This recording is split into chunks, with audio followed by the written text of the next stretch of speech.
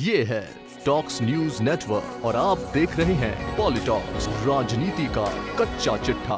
केंद्र के कृषि कानूनों के विरोध में पिछले 110 दिनों से दिल्ली की सीमाओं पर जारी किसान आंदोलन के दौरान मारे गए किसानों को लेकर नेताओं के रुख पर मेघालय के राज्यपाल सतपाल मलिक ने कड़ी टिप्पणी की है।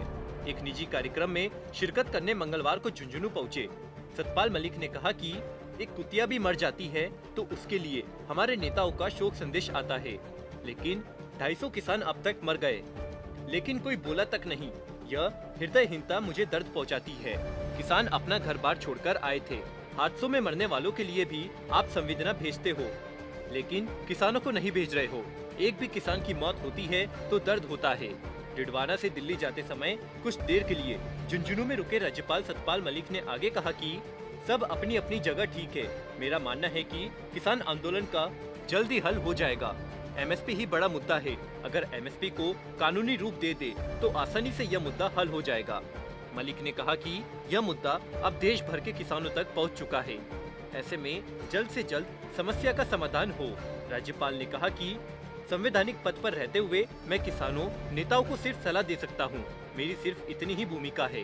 इससे पहले रविवार को अपने पैतृक स्थान यूपी के बागपत में भी किसानों के पक्ष में अपनी आवाज मुकर करते हुए राज्यपाल सतपाल मलिक ने कहा था कि आज की तारीख में किसानों के पक्ष में कोई भी कानून लागू नहीं है। इस स्थिति को ठीक करना चाहिए। जिस देश का किसान और जवान असंतुष्ट होगा वह देश आगे बढ़ ही नहीं सकता। उस देश को कोई बचा नहीं सकता। इसलिए अपनी फौज और किसानों को संतुष्ट करके रखिए। मलिक ने किसानों की दशा का जिक्र करते हुए कहा था, इन बेचारों की स्थिति आप देखिए। वे लोग जो चीज उपजाते हैं उनके दाम हर साल घट जाते हैं और जो चीजें खरीदते हैं उनके दाम बढ़ते जाते हैं। उन्हें तो पता भी नहीं है कि वे गरीब कैसे होते जा रहे हैं। वे जब बुवाई करते हैं तब दाम कुछ होता है और जब फसल काटते हैं तब वह 300 रुपए कम हो जाता है। सतपाल मलिक ने कहा था कि मैं एक किसान परिवार से हूँ, इसलिए उनकी समस्याओं को समझ सकता हूँ। मैं किसानों की समस्याओं को हल करने के लिए किसी भी हद तक जाऊंगा। यह गलत रास्ता है। यही नहीं, मलिक ने यह भी कहा था कि किसानों को दबाकर भेजना, अपमानित करके दिल्ली से भेजना, पहले तो ये जाएंगे नहीं, ये जाने के लिए नहीं आए। गवर्नर को चुप रहना पड़ता है, सिर्फ दस्तखत करने पड़ते हैं, किसी बात पर बोलना नहीं पड़ता। हालांकि मैं जरूर बोलता हूँ। मलिक ने आगे कहा कि किसानों के मामले में मैंने देखा कि क्या क्या हो रहा है। तब मैंने पीएम नरेंद्र मोदी और गृह मंत्री अमित शाह दोनों से कहा कि मेरी दो प्रार्थना है।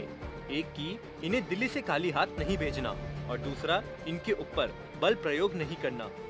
इस दौरान सतपाल मलिक ने यह भी खुलासा किया कि जिस दिन किसान नेता राकेश टिकैत की गिरफ्तारी का शोर मचा था तो 11 बजे मैंने इसे रुकवाया और कहा था कि यही मत करना। पॉलिटॉक्स ब्यूरो, दिल्ली। ये है टॉक्स न्यूज नेटवर्क और आप देख रहे हैं पॉलिटॉक्स, राजनीति का कच्चा चिट्ठा।